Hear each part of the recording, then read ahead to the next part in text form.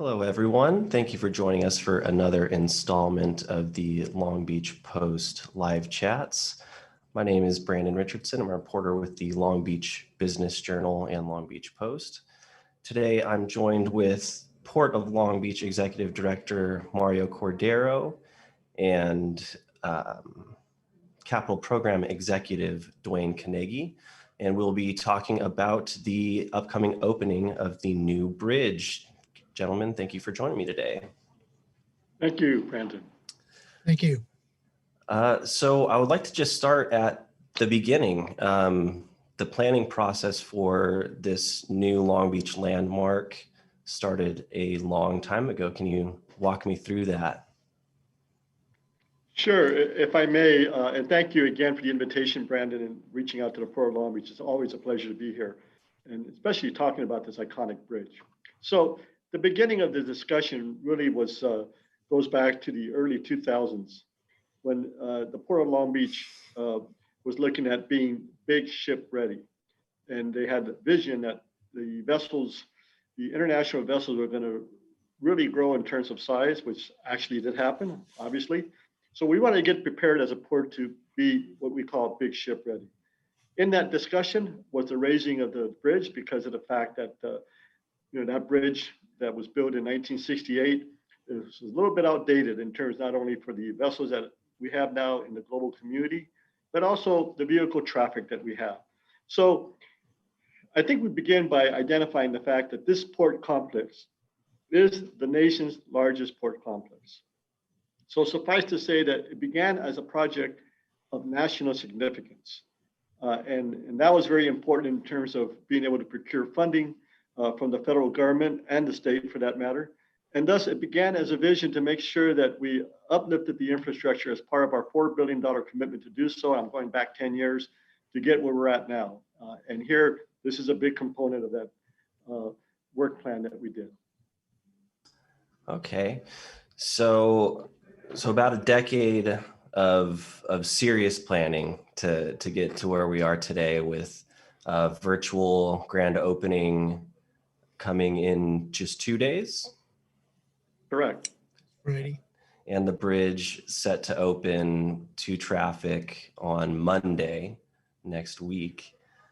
I'd just like to remind our viewers that if you have any questions for Mario or Dwayne, drop them in the comments section and we will definitely work those in.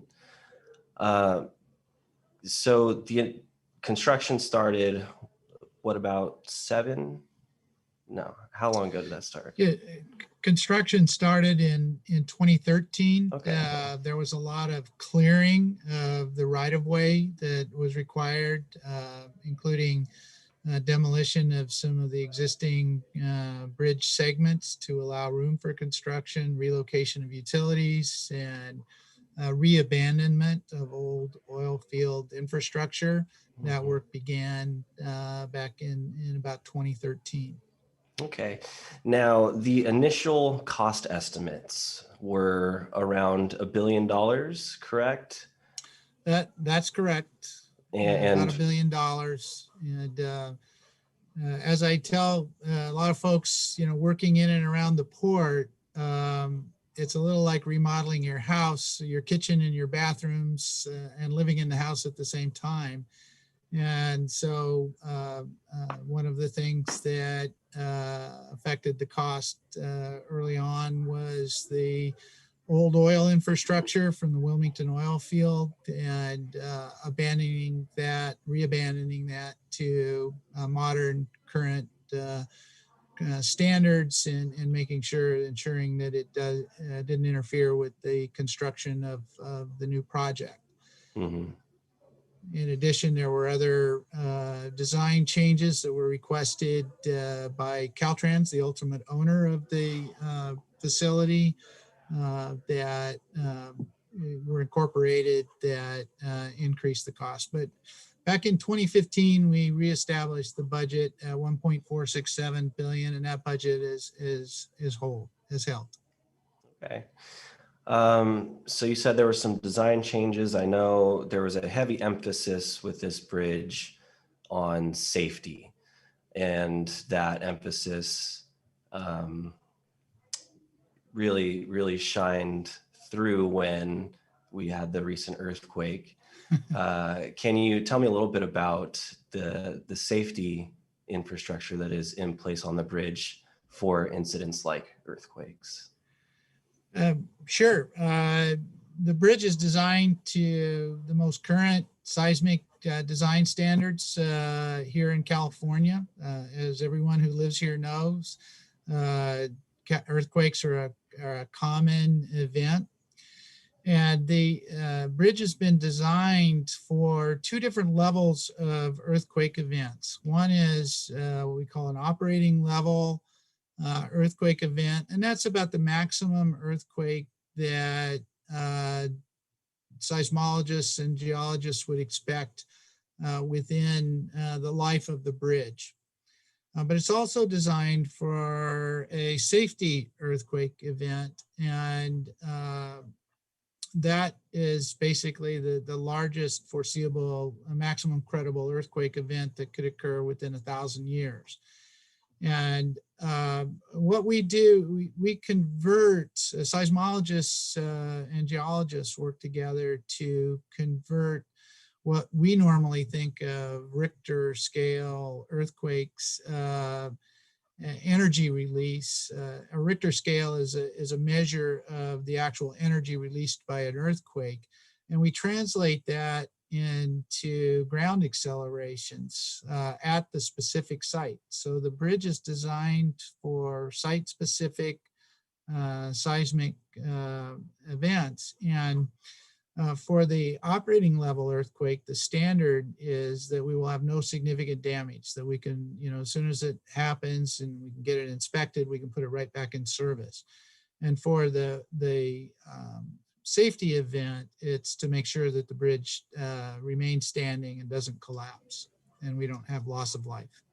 Okay, and I know there are dampers that were installed and also specialty joints that allow it to a certain amount of movement, correct? Mm-hmm.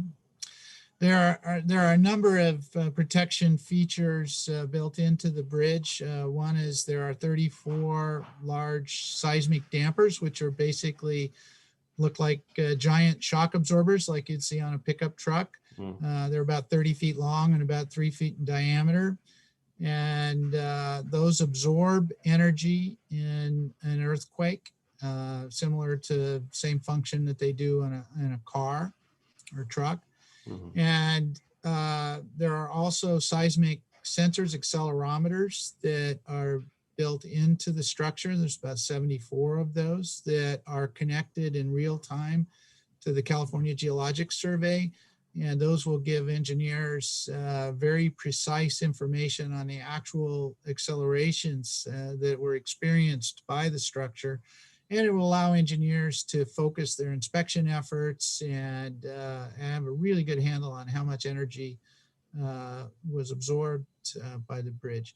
We'd mentioned some of the changes before were to increase the seismic resistance of the towers, and they're those critical elements. But one thing, the nature of this sort of bridge is that it's a very flexible bridge, and so it has to accommodate very large movements. And so you mentioned the bridge joints. Those are very special joints that will accommodate movement of the main span up to 6 feet in any direction and still keep the integrity of the structure. So there's just a lot of very special features built into the bridge to, based on the fact that it's right here in Southern California.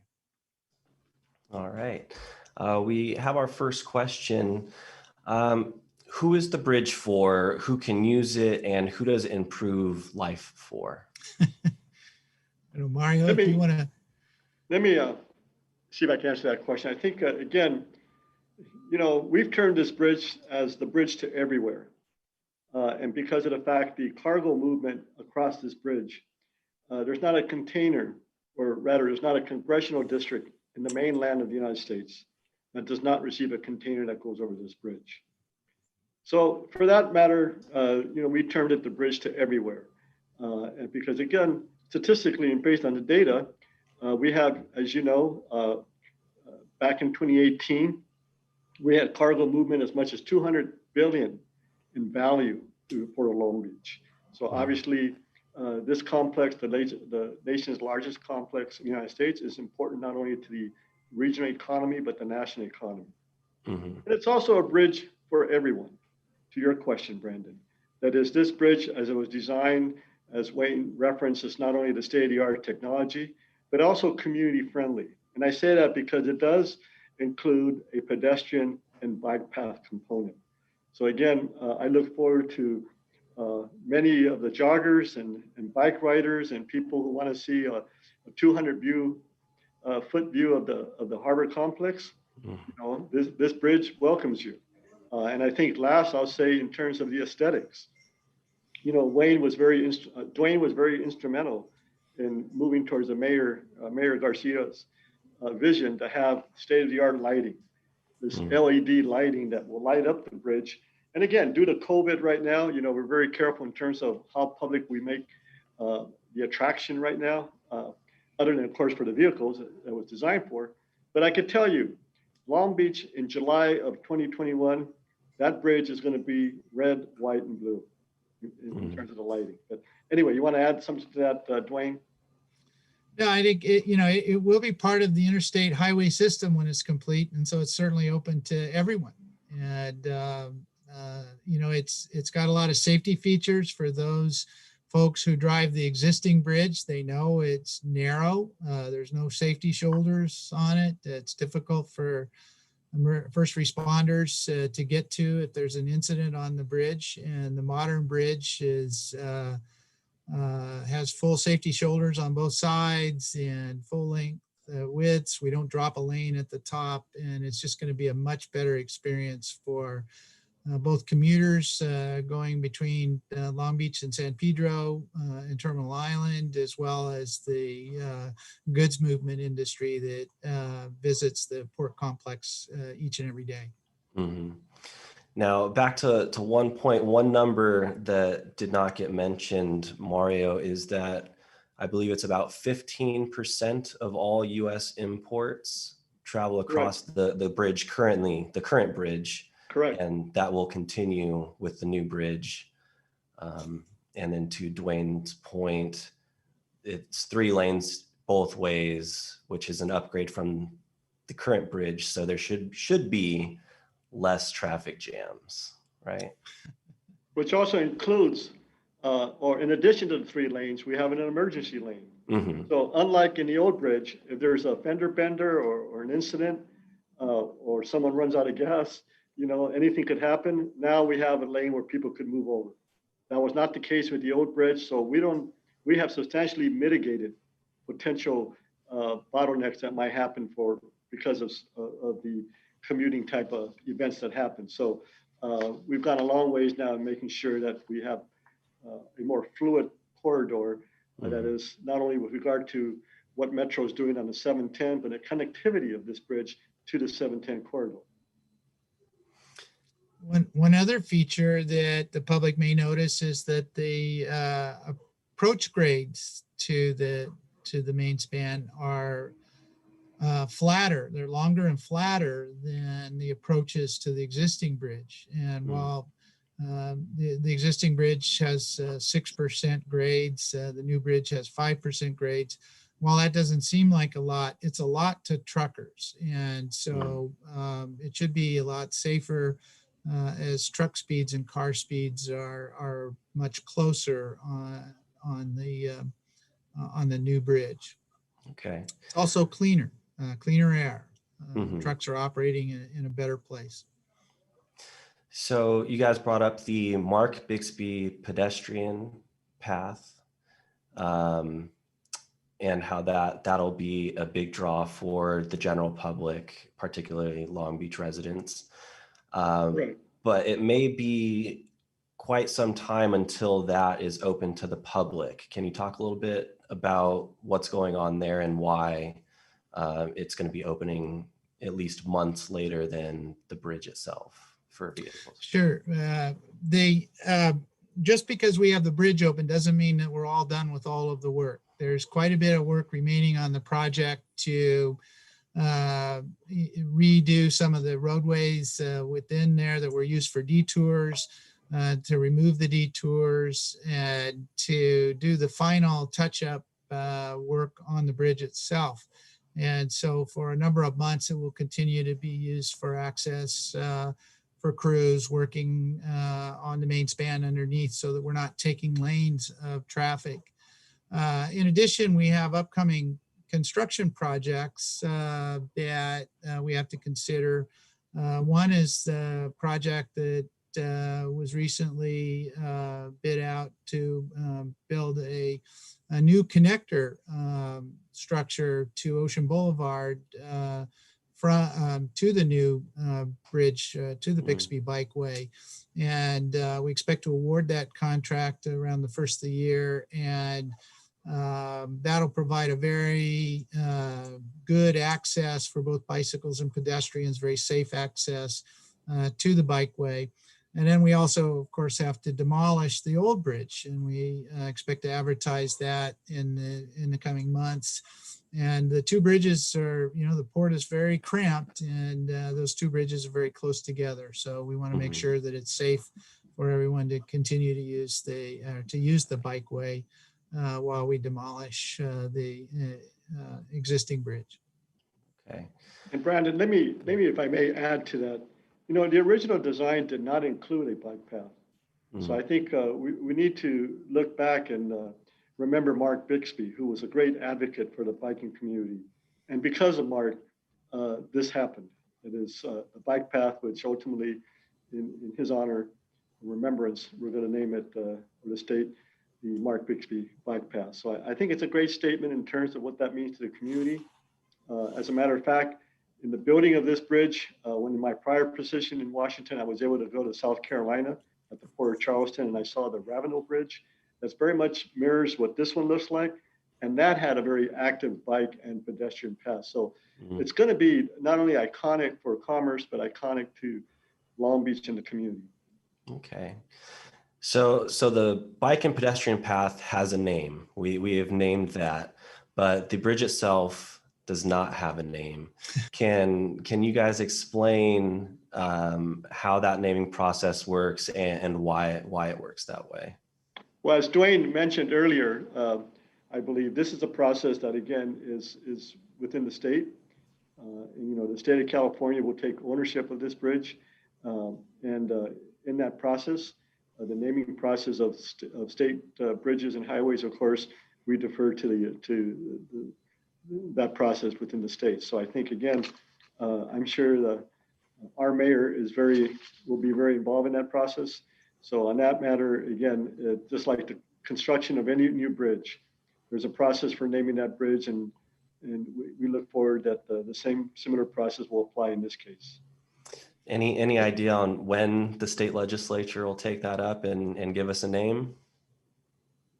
Well, I mean, I'll defer those questions to our local state elected officials, but my understanding is that this is something that they have potentially for the next session. So, but again, to be more specific, I'll defer to the respective elected officials to answer that question. All right. I would clarify that the legislature did approve the naming of the bikeway back in, I think, about 2014. Okay. As the Mark Bixby Memorial Bikeway. All right, great. Dwayne, just a moment ago, you mentioned needing to clear the detours to make way for the completion of the bike path and pedestrian path. When can residents and commuters expect the detours to be fully cleared? Well, I think that's work that won't really interfere with the public's use of those roadways. It'll be done conventionally. We expect on Monday morning, when the first drivers get up and go to transit through the area, they'll just go on to the new bridge as if it's always been there. And so what the work that we have to do this weekend after the opening ceremonies is contractor's going to initiate a 55-hour closure of the existing bridge, and that will allow us to construct those final connections and make sure that they are smooth and safe, and that the signing and all that is safe for drivers. And then on not later than 5 a.m. on Monday morning, the barricades will be removed, and the first vehicles to cross the bridge as part of the public use of the bridge will go across. So it's going to be pretty random unless you want to get up early and to try to be the first in line. Have a little queue behind the barriers, just ready to go. Yeah. Mario, earlier you talked about the bridge moving forward with the port as a whole being, mega ship ready, get these larger ships in. Can you talk a little bit about the height difference in the two bridges and how that allows larger ships with more containers to pass underneath? Sure. And again, the primary objective in terms of as we move forward, there was a confluence of factors in terms that led to the building of this bridge. But a primary one was what you just referenced, which is raising the height of the bridge given the mega vessels that were coming. Mm-hmm. Just to put this in perspective, the old bridge has a clearance of 155 feet. The new bridge has now a clearance of 205 feet. That's a substantial difference to allow the larger vessels to go to the back channel and navigate to two terminals that are behind the bridge, or what we call the back channel. Mm-hmm. We have 6 container terminals here at the Port of Long Beach, 4 of which are outer terminals, that is, they're before the bridge, and 2, of course, like I referenced, in the back channel. So the difference is that we're going to be able to create more volume to those 2 terminals because bigger vessels will be able to now navigate through that channel. So our expectation is that, again, part of our investment of our multi-billion-dollar capital improvement investment is not only to be prepared to be competitive for more cargo growth and expand business, but also, again, more importantly, to have an ongoing positive impact to the economy. And bottom line, that's what the port complex is about. The movement of cargo. It's an essential operation, and it's so vital to the GDP of the nation. Mm-hmm. Now, with the current bridge, the size ships that can pass underneath, how many containers can those carry? Well, go ahead, Dwayne. Well, ships are not all exactly the same configuration. So there are some literally 5,000 to 6,000 TEU vessels that have difficulty getting under the bridge under certain conditions. And there are some as large as 8 to 9 that can get under the existing bridge. But under the new bridge, after we have that one cleared, any ship that we think wants to go into those inner harbor terminals will be able to, but easily 11, 12, 13, 14,000 TEU ships of most configurations should be able to access into that area. What are the largest ships right now that are operating, not necessarily just coming to Long Beach, but in general? What's the maximum TEU that ships can carry right now? Well, we've had ships as large as 19,000 TEUs call at our terminals. There are ships as big as 22,000 TEUs in service or on the drawing boards. We expect that some ships will get up that, but the workhorse of the Pacific trade lanes is expected to be that 14,000 TEU, like the 737 of airlines. We don't normally get on a 747 to go to the East Coast here in continental United States because the economics of that works. It works better for certain things. And our larger terminals are all out in the outer harbor. The terminals that are in the inner harbor are smaller terminals. Okay. And just for our viewers' reference, a TEU is a 10-foot equivalent unit. 20 foot equivalent unit, which is a shipping container, a standard shipping container size. So that is a lot of merchandise coming in on these ships. So you're coming to the end of this long process to create this new landmark in Long Beach. How does that feel for you guys and the staff who's been working on it all these years? Well, maybe I can go first and Mario can wrap up. For me, it's been a privilege to work on the project with as many, high caliber professionals, contractors, iron workers, operating engineers, electricians, all of the trades that have contributed to this job. The sharp engineers and planners and environmental specialists that have been engaged in it, together with the support that I've had from both the port staff and the commissions and the agencies that I've worked in. So for me, it's been what I hoped for was a chance to work on an iconic project as I get to the end of my career, and it certainly has done all of that. So, Mario? Yeah, so Brandon, it was very apropos for Dwayne to go first on this question. And let me tell you the reason why. He has been the point person, at least for the port, to make sure we cross the finish line. Many people may not know Dwayne's experience, but when you look at the San Pedro Bay Port Complex, I think the last iconic project was the completion of the Alameda Corridor in 2002. That was something that, again, when you look back to what we accomplished in 2002 here in California, and as the county of LA and the city of LA and Long Beach, that was a great project. Well, Dwayne was involved in that project. And for that reason, we brought him in at the Port of Long Beach because he had the experience to deal with the kind of mega projects that needed his kind of skill set.